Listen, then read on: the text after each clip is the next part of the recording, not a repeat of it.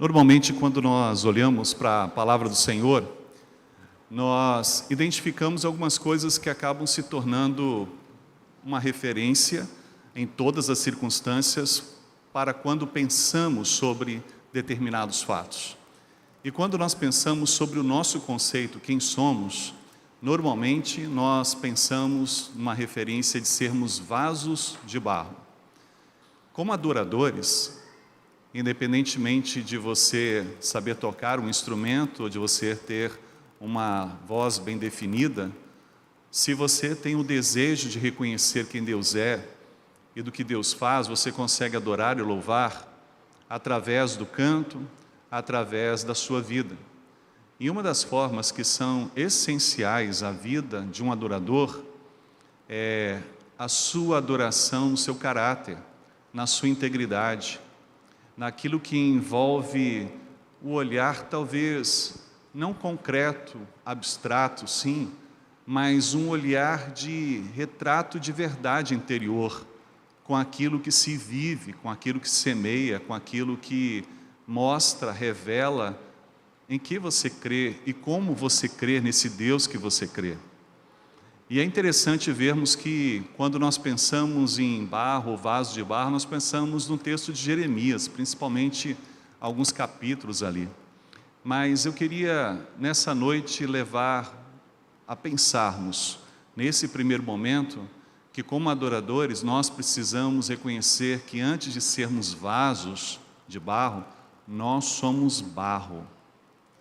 E eu queria convidar a você a pensar comigo que como adoradores, quando nós sabemos o que somos, barro, nós validamos ainda mais quem é Deus, o oleiro. E eu quero convidar você para abrir a sua Bíblia, ou abrir o seu app, no texto do profeta Isaías, capítulo 64, verso 8.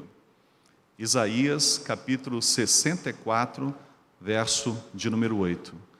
Nós encontramos aqui exatamente essa verdade, porque o profeta, quando ele faz menção a esse olhar, que não é apenas dele, mas também de outros profetas no Antigo Testamento, se configuram com a realidade do Novo Testamento e ao longo desses mais de 2000 anos da fé cristã. Então Isaías capítulo 64, verso 8 diz: Mas agora tu és o nosso Pai. Ó Senhor, nós somos o barro, e tu és o nosso oleiro, e todos nós somos obras das tuas mãos. Nós somos o barro. Qual o valor do barro? Antes de você dizer nenhum, o barro tem valor, sim. Tanto tem que ele é empregado em vários aspectos, em vários lugares. Quer seja ali na África, em Guiné-Bissau, para poder formar casas, e durante determinado tempo, enquanto o baja-baja não entra, que é tipo um cupim que se estabelece nesse bairro e vai tirando a liga desse barro e vai corroendo a parte central deste barro, fazendo com que haja apenas uma camada externa dos dois lados. O barro é importante porque ele pode gerar abrigo. Olha que coisa interessante. O barro ele auxilia na construção. Ele favorece elementos que são não apenas para casas, mas ele também auxilia na referência que está presente sobre âmbitos em que podem se constituir monumentos, podem se constituir lugares em que contemplemos não apenas a própria natureza, mas momentos em que o nosso coração precisa ser alcançado numa solitude, em que nós possamos viver uma reflexão e uma postura diferenciada do que nós vivemos ao momento que nós podemos viver o futuro. O barro ele auxilia para poder estabelecer utensílios. Utensílios que na visão bíblica podem ser de honra e talvez alguns outros nem tanto, mas a realidade é que esse barro, ele tem a sua função. E quando Deus decidiu formar o homem do barro, Deus não escolheu um material que poderia ser complicado, um material sem valor, um material que pudesse ser menosprezado. Ele olhou e, identificando na sua visão eterna a consistência, a multiplicidade do barro sobre aquilo que já havia sido criado, então uma substância que estava em todo o seu aspecto criacionista, ele decidiu modelar para si a vivência, a referência deste homem e dar a ele o fôlego da vida para que ele se tornasse um adorador. Nós somos barro, mas o nosso Pai, Ele é o nosso oleiro. Ele nos modela, alguns com dons específicos para poder, numa noite como esta, trazer um brilho a mais para o Senhor, em que nós não conseguimos apenas ser alcançados no ouvido, ou até mesmo ouvido, naquilo que envolve a lágrimas dos nossos olhos, mas o sentimento do nosso coração e a nossa vivência de fazer um momento como esse comum, um momento muito especial. E é o que Deus desejou fazer, do barro, um processo muito especial, porque Ele fez o que existe de melhor na terra, o ápice de toda a criação, o homem. E nesse olhar, o texto diz que todos nós, obra das suas mãos, deste oleiro, somos criaturas dele. Ele modelou cada um de nós. E como disse para Moisés em Êxodo capítulo 4, independente de quem seja este, modelado por ele, ele é o responsável. Independente dele ver, não ver, ouvir ou não ouvir, dele poder falar ou não falar, independente dele ser alto ou baixo, um pouco mais magro, um pouco mais forte, ele é modelado. Mas nós pensamos a modelação na estrutura física, mas o trato de Deus, Ele pegou da própria natureza o físico. O que Ele fez foi excepcional. Ele deu uma vitalidade diferente a esse barro, porque sim, das suas expressões, que vamos dizer divinas, esse fôlego se estabeleceu, as narinas deste homem, e ele se tornou ser vivente. Como adoradores, nós precisamos saber que somos barro. E como adoradores, nós precisamos entender que este barro se torna em excelência para o propósito que Deus tem sobre nós. E como adoradores, nós vamos não escolhendo o que queremos fazer sendo barro. Deus vai determinando nesse ato que se estabelece na direção sobre cada um de nós, e nesse olhar determinista, Ele vai constituindo uma formatação em que agora e daqui para frente e daqui para sempre nós nos tornamos apenas um. E quanto mais buscamos e dependemos dele, somos referência de filhos dele. O acolhimento se torna não por um tempo, por uma provisão de fase, mas ele se torna de forma definitiva, porque somos ovelhas desse pasto, desse pastor, que nos leva a águas tranquilas, a mananciais maravilhosos, que nos leva a pastos verdejantes, que cuida de nós, mas Ele nos formata como criaturas e Ele nos dá a opção de transformar e melhorar aquilo que nós vivemos como criaturas para nos tornar filhos amados deste Pai. Veja que o profeta ele começa no versículo 8 entendendo o reconhecimento de sermos filhos dele, de sermos posse dele, mas ele termina dizendo que todos somos criaturas.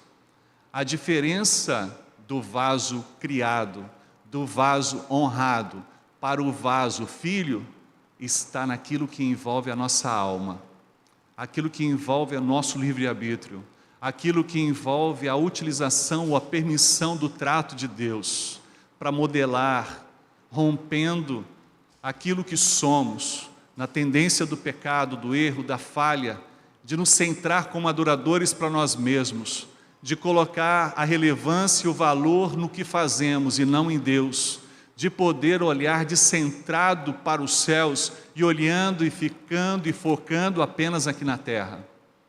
nós precisamos, nessa noite, entender estruturalmente quem somos. Mas nós precisamos reconhecer o propósito estrutural de ser um vaso, mas antes um barro, e antes criaturas pensadas por Deus, para que o objetivo fim seja a honra a esse Deus criacionista, o louvor e adoração a esse Deus criacionista, e a esse Deus que deixa de viver uma referência apenas como Criador, para se tornar o nosso Senhor, para se tornar o nosso Salvador. E nessa noite, nós precisamos saber que não apenas barro somos, mas um recipiente da graça dele nós somos, um recipiente da benignidade dele nós somos, porque o ato transformador deste barro não está apenas na boa escolha do barro, porque existem barro de todas as qualidades, mas o barro, para ser modelado, só pode ser com uma qualidade, com uma estrutura de liga, porque os demais, mais frágeis se tornarão. Mas o barro de liga, o barro para a mão do oleiro, ele é específico e ele faz obras de arte com aquilo que as suas mãos modelam. E à medida que ele vai modelando um vaso, um instrumento, ele vai estabelecendo não apenas um formato naquilo que ele faz, mas um objetivo.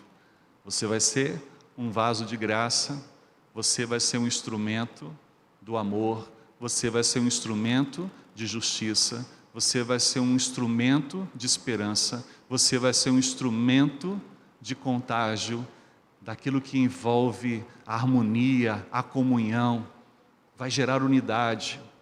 E ele vai estabelecendo esses propósitos e nós vamos convergindo como uma expressão do corpo vivo dele aqui na terra. Continuamos sendo barros, mas barros tratados pelas mãos do oleiro, com um significado, cujo resultado final testifica a honra e glória para ele, como melhor do que ele fez, do que ele faz e o que ele fará sobre aquilo que vivemos e sobre aquilo que ainda nós viveremos. Eu acredito nessa grandeza de Deus, eu acredito nesses propósitos de Deus, eu acredito que essa pandemia é temporária, eu acredito que as circunstâncias que vivemos, por mais difíceis e complicadas que elas sejam, elas se tornam passageiras. Eu acredito que não exista nada na nossa vida que não tenhamos forças com Deus para superar. Eu acredito que Deus não nos fez simplesmente para poder sermos o que somos, longes daquele trato que em algum momento é necessário refazer por pequeno defeito, porque a qualidade do que Deus faz é muito grande. E essa inspeção não é feita apenas com seus olhos, mas também permeado o seu coração. E os sentimentos de Deus retratam aquilo que está em nós. E por alguns motivos e alguma circunstância, Ele quebra e refaz. E olha, Ele faz melhor do que era antes. Mas dói ser quebrado, dói ser refeito. Mas quando nós vemos o resultado final, nós dizemos, glória a Deus. Obrigado, Senhor, porque eu antes não conseguia me perceber, como agora me percebo, melhor nas Tuas mãos, para honrar melhor os Seus propósitos aqui na terra. Eu creio, eu acredito, e é assim que o nosso Deus é e faz sobre nós. Continuemos a adorar o nosso Deus.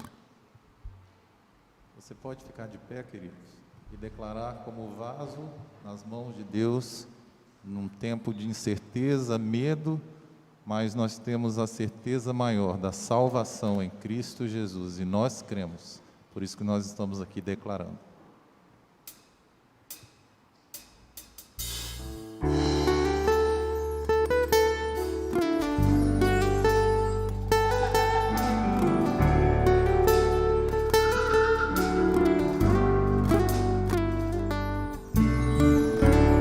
Esses dias desespero, incerteza e medo,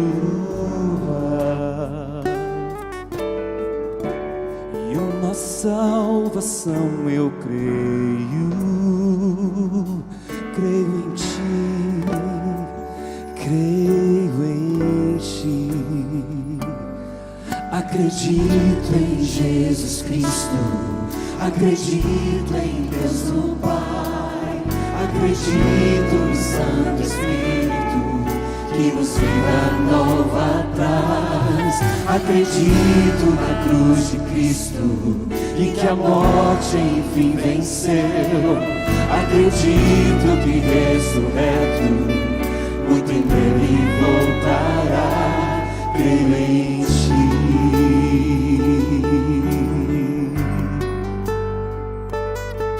Que nossa fé não seja um hino, apenas notas em canções, e mesmo em tentações e fracos, creio em ti.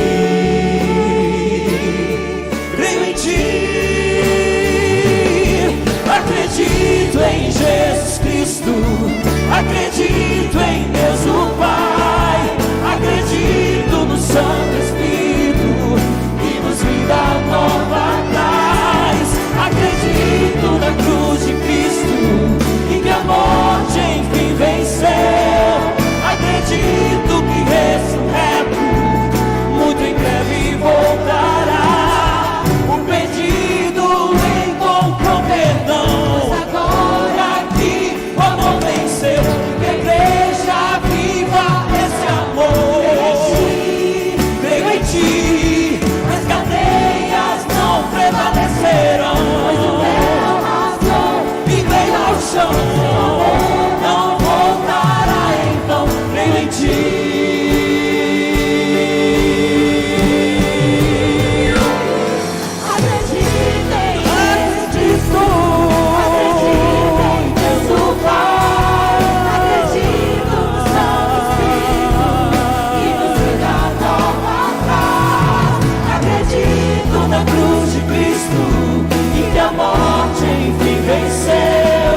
Acredito que ressurreto muito em breve voltará. Acredito em Jesus Cristo, acredito em Deus o Pai, acredito no Santo Espírito que nos vida nova traz. Acredito na cruz de Cristo e que a morte enfim venceu. Acredito que ressurreto muito em breve voltará. Em breve voltará.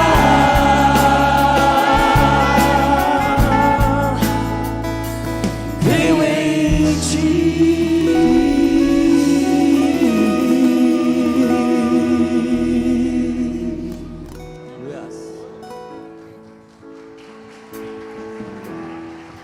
Se essas palmas são para Jesus, você pode bater mais forte em nome de Jesus. A Ele toda a honra e toda a glória. Toda a honra e toda a glória seja ao nome de Cristo. Nós cremos nas promessas que são inúmeras na palavra de Deus. E eu sei que você crê nessas promessas para a sua família, para o seu lar, para o seu trabalho, para o seu vizinho, para o seu amigo e para aquele que você também tem dificuldade de se relacionar. Vamos pedir a Deus isso? Promessas para todos, para que todos alcancem a salvação em Cristo Jesus, como nós cremos, como nós cantamos tão bonito aqui, mas que todos possam ser alcançados em nome de Jesus.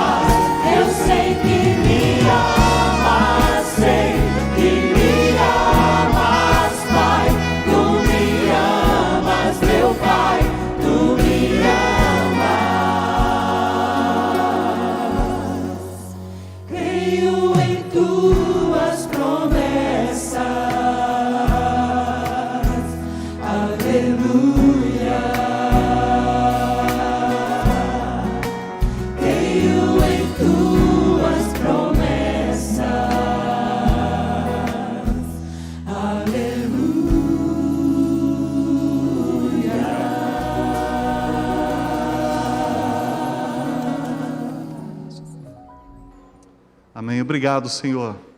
Nós cremos nas Tuas promessas. Nós vivemos por estas promessas. Nós nos asseguramos por estas promessas, porque são elas que nos dão sentido à vida. São elas que renovam e reestruturam os nossos pensamentos a cada manhã. São estas promessas que dão ao nosso coração não apenas a vontade de levantar da cama, ou até mesmo de fechar os nossos olhos ao final do dia, porque na manhã nós percebemos que o Senhor será conosco, e que na noite o Senhor nos guardará, nos protegerá. Por isso não há espaço para a depressão e nem a ansiedade. Há espaço para o equilíbrio daquilo que nós cremos e daquilo que vivemos com o poder do Senhor. Continue ministrando a nossa vida nessa noite. É a nossa oração, no nome de Jesus. Amém. Vocês podem se assentar.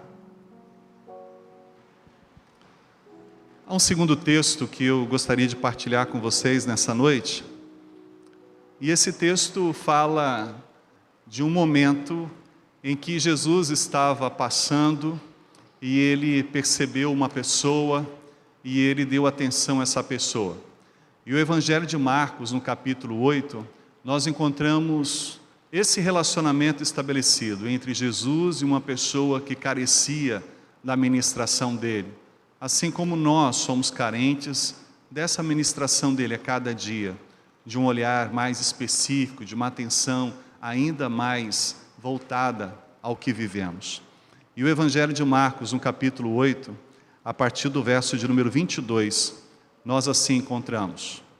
Evangelho de Marcos, capítulo 8, a partir do verso 22. Então chegaram a Betsaida e trouxeram-lhe um cego, rogando-lhe que o tocasse. Jesus tomou o cego pela mão, levou-o para fora do povoado e cuspiu-lhe nos olhos. Depois, impondo-lhe as mãos, perguntou-lhe: vês alguma coisa? E levantando os olhos, ele disse: vejo homens andando, mas como se fossem árvores. Então Jesus voltou a colocar-lhe as mãos sobre os olhos, e ele começou a ver claramente, e ficou restabelecido, pois enxergava todas as coisas com nitidez. E em seguida Jesus mandou-o para casa, dizendo: não entres no povoado. Interessante nós vermos um detalhe nesse texto, um detalhe que traz-nos uma nitidez do propósito de Deus. O texto fala que Jesus tira o cego do povoado, e depois ele pede para esse cego não voltar mais para o povoado. Quando nós olhamos, nós percebemos que muitas vezes nós não conseguimos mudar a nossa vida, porque continuamos vivendo sob o prisma do valor das pessoas, das circunstâncias, daquilo que está presente num contexto onde nós achamos que não existe possibilidade de ser diferente em nenhum outro lugar. E por só conhecer aquele contexto, aquela realidade, nós achamos que aquilo é vida. Nós achamos que é assim mesmo e não tem como ser diferente. E Jesus, ele trabalha com esse cego. Ele diz: vamos sair desse povoado e vamos viver uma experiência fora dele. E nessa experiência Jesus impõe as mãos. E Jesus pergunta a ele: o que você está vendo? Jesus sabia que ele era cego. E eu imagino que ele, maravilhado, ele começa a dizer assim: eu estou vendo pessoas. Eu estou vendo pessoas como se fossem árvores. A probabilidade dele já ter visto e ter perdido a visão era muito grande, porque ele tinha uma visão que retratava possivelmente uma história de vida em que a sua visão, por mais que tivesse sido prejudicada desde o seu nascimento, tinha referências. Outros pensam que ele não tinha a visão antes, mas que ele concebia muito bem a distinção entre as coisas. É impressionante quando nós andamos com o pastor Gilmar, e ele sabe até a velocidade do carro, ele sabe da aproximação de uma curva, ele sabe, e a gente de vez em quando para e olha para ele como se de fato chegasse ao ponto de duvidar que ele realmente não está vendo nada. Há pessoas que têm uma sensibilidade que são imensas, porque elas conseguem estabelecer até dimensões, peso, altura, profundidade, largura, sem ter a percepção visual que nós temos. E diante da vida, nós estamos às vezes no comum com outras pessoas e não vemos o quanto estamos cegos, sem percepção do que estamos vivendo no lamaçal, onde as circunstâncias, elas são produzidas por nós mesmos. Veja, o barro também faz lama, ele também pode se tornar lama, ele pode se tornar escorregadio para as pessoas podem cair, as pessoas podem se machucar, porque o barro, ele pode se tornar algo que não se torne tão condizente para a nossa realidade e para o nosso futuro. Mas o que é colocado sobre esse barro para ele se tornar assim? Apenas água, o que é mais comum do que a terra, e o que existe de mais sobre o contexto da terra, e até o nosso próprio corpo humano, que é formado por mais água. E nesse contexto, então, por mais que enfrentemos alguns momentos áridos, desérticos, nós vamos perfurar talvez poços e vamos encontrar água, e essa água pode fazer de nós barros lama, para nós e para outros. quando não se é usado nas mãos do oleiro, quando não se estabelece o propósito de abençoar que Deus tem sobre nós. Este homem sai do povoado, Jesus convida para sair, para que ele não ficasse naquele contexto limitador da sua vida e da sua história ali. Sabe, nós precisamos sair de alguns contextos, o contexto de descrença, que Deus nos fez, como já dissemos, o ápice da criação, para a louvor e glória do seu santo nome. Nós precisamos sair dessa comunidade que não valoriza Deus, que valoriza a si mesmo, que estabelece torres de marfins para poderem morar. Nós precisamos hoje sair desse contexto de pessoas que não se permitem viver o melhor, de não ser curadas, porque se contentam com as suas deficiências. E nós podemos ver que eles não conseguem ver a vida porque já se acostumaram valorizando a subvida que estão ao longo de tanto tempo, talvez de toda a história, inseridos. Sair da comunidade é renunciar ao que você antes entendia que devia ser. Renunciar àquilo que você antes dizia que era bom e que você não imaginava jamais largando. As pessoas às vezes dizem: eu sou viciado em tal coisa, mas eu não consigo largar. Eu sei que é ruim, mas ao mesmo tempo eu não consigo deixar isso. Eu não consigo me ver sem isso. A minha vida não tem sentido sem isso. E independentemente do que seja esse vício, oprime, traz uma escravidão, faz com que a pessoa fique enclausurado a um senso completamente deprimente da vida, num olhar da mesmice, onde não há renovo, um olhar desesperançoso sobre o amanhã, porque a tendência é cíclica, o dia hoje foi ruim, amanhã será ruim, a vida é ruim, a vida sempre será ruim, nada será diferente.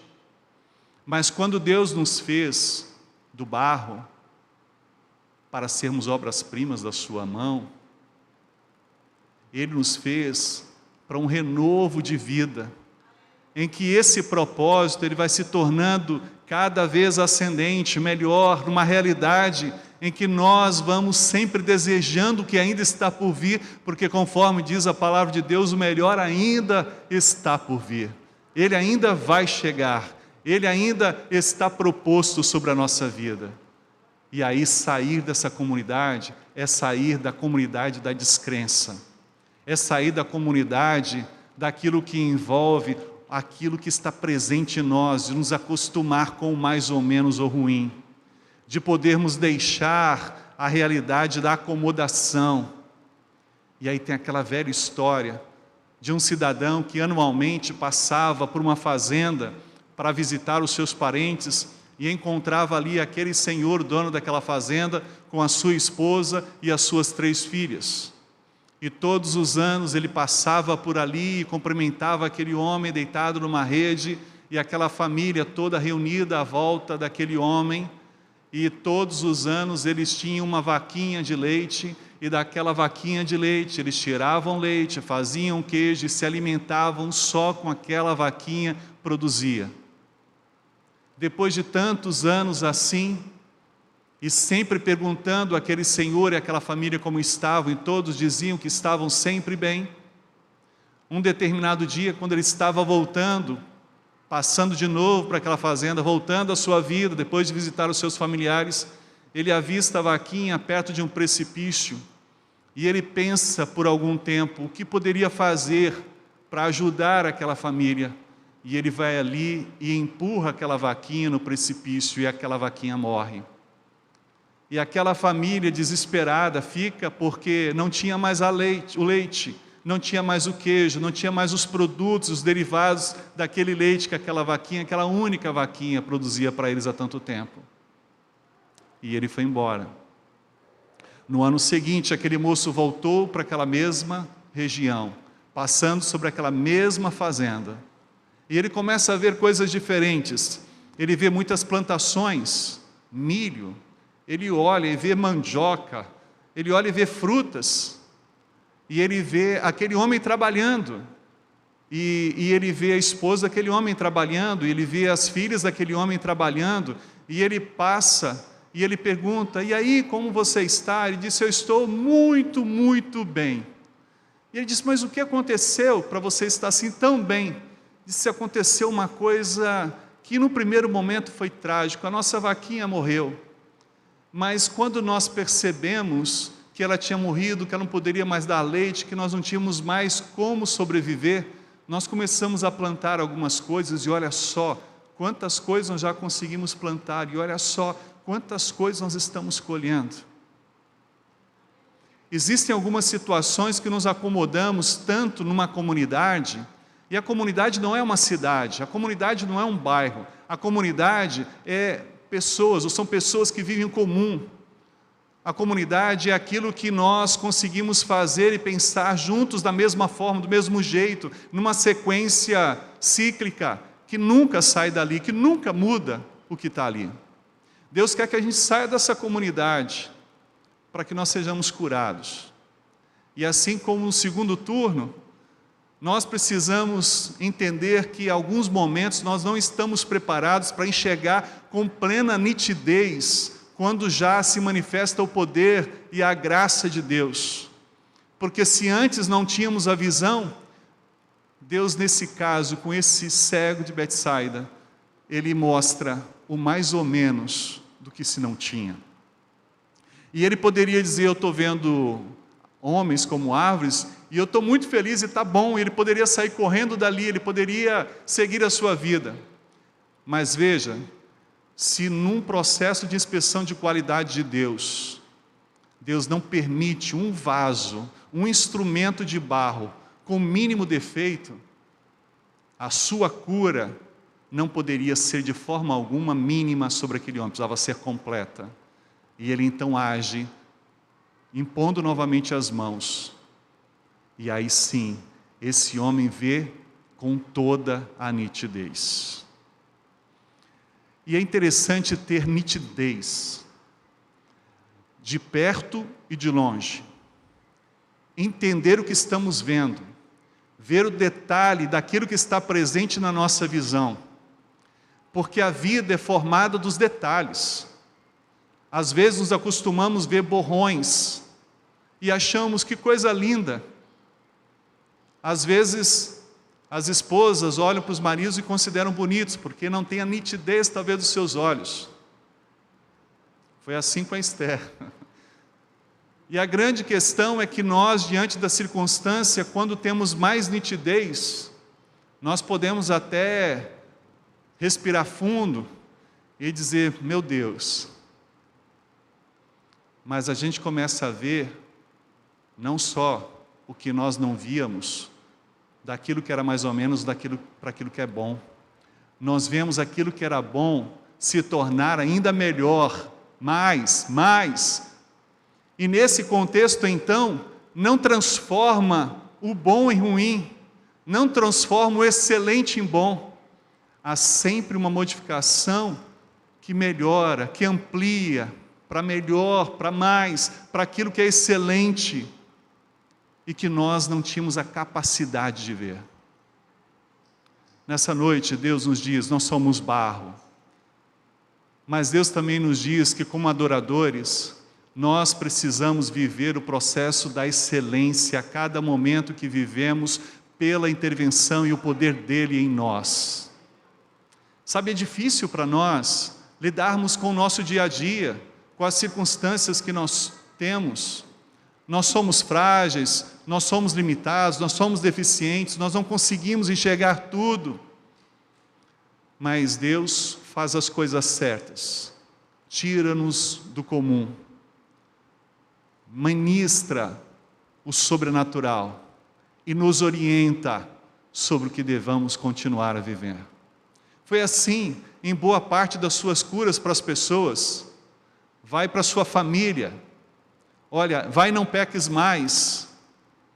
E a realidade desse conselho é, não volta para o comum, não vive mais a subvida, não fique mais focado às suas mesmices, amplie-se, liberte-se, viva o melhor como adorador, inspirando-se em tudo, percebendo os pássaros.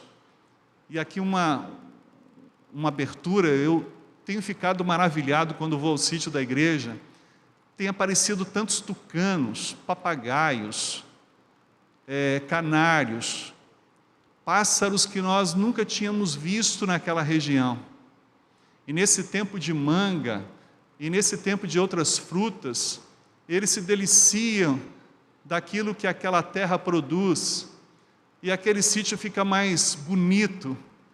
O som de adoração daqueles pássaros se torna algo muito mais gostoso e prazeroso, e a gente consegue ver Deus recebendo a adoração desses pássaros, e nós percebemos o quanto nós somos limitados às vezes para abrir a boca, o quanto nós somos alcançados em dificuldade para poder aprender uma música nova, para poder entender um ritmo, uma harmonia sobre uma letra tão bonita. Nós às vezes não somos tradicionais, nós somos do comum, que nunca viu nada diferente, que nunca se permitiu ver além do que se queria ver naquele lugar com aquelas pessoas.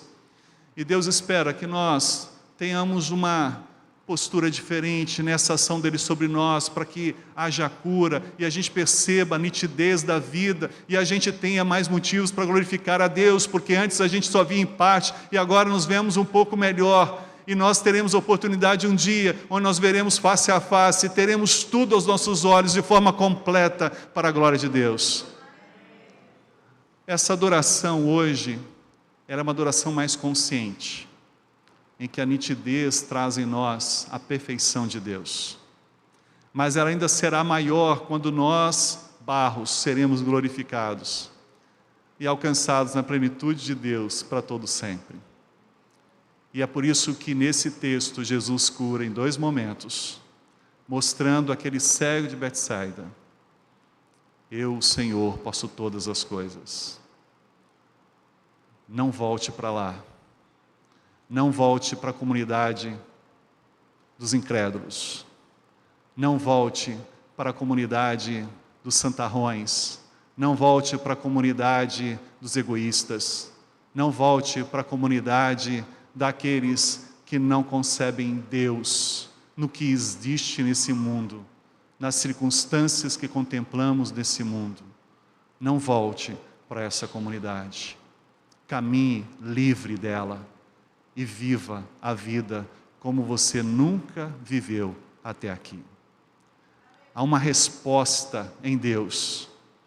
E é interessante quando nós olhamos a Bíblia, o salmista diz que ele vive momentos difíceis na vida, ele olha para os montes, ele diz: de onde pode vir o socorro?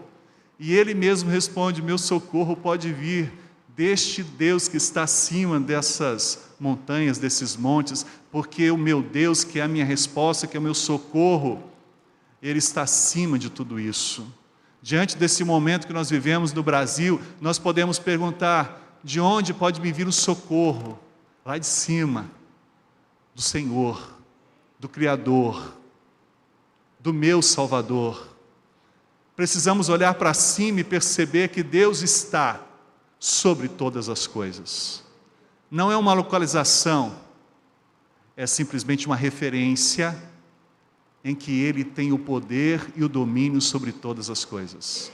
Como adoradores, nós precisamos sempre adorar olhando para cima, porque a referência deste Deus alto, que mora num trono e se assenta num trono sublime, é esse Deus, é esse Rei que precisa ser adorado, que precisa ser louvado, que precisa ser reconhecido.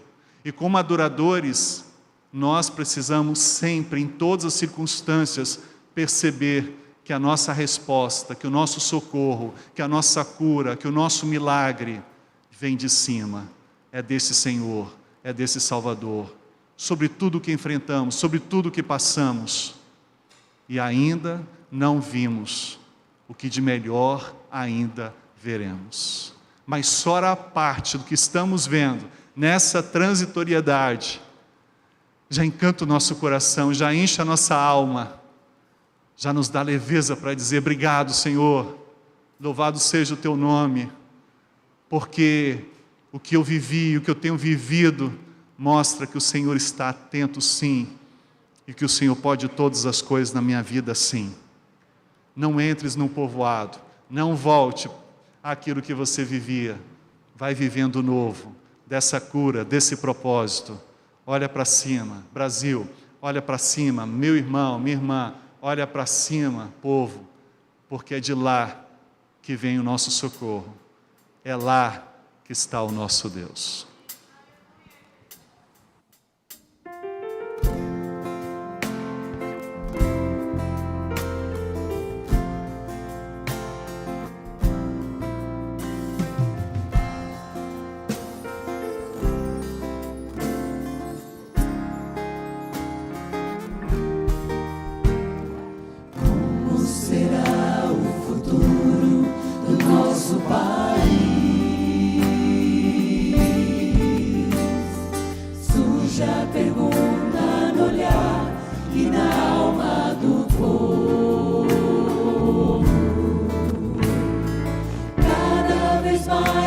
A fome nas ruas dos povos,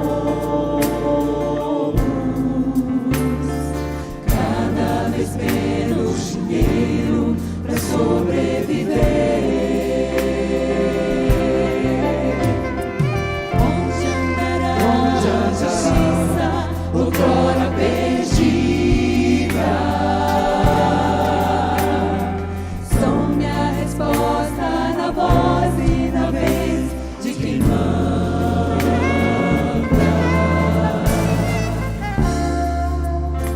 Do poder em nenhum coração.